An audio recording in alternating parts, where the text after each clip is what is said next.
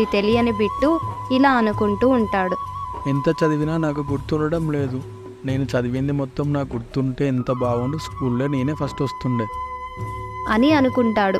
అప్పుడు అక్కడే ఉన్న ఆ బంగారు ఆకు తన కోరిక విని మాయమవుతుంది. అప్పుడు బిట్టు లోపలికి ఏదో శక్తి వెళ్తుంది. అప్పటి నుండి చదివినది అంతా అలా గుర్తుంటుంది బిట్టుకి.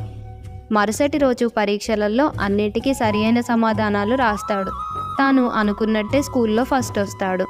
ఎంతో ఆనందంగా స్కూల్ నుండి మర్రి చెట్టు దగ్గరికి వెళ్తాడు. వెళ్ళి ఇలా అంటాడు, మాయా మర్రి చెట్టు మిత్రమా, నేను స్కూల్లో ఫస్ట్ వచ్చాను చూడు అని అంటాడు. అప్పుడు మాయా మర్రి చెట్టు మాట్లాడుతూ ఇలా అంటుంది, ఆహా డింబక, ఎంత చురుకైన వాడివిరా నువ్వు. ఎలాంటి సహాయం లేకుండా చదివి స్కూల్లో ఫస్ట్ వచ్చావు అని అంటుంది.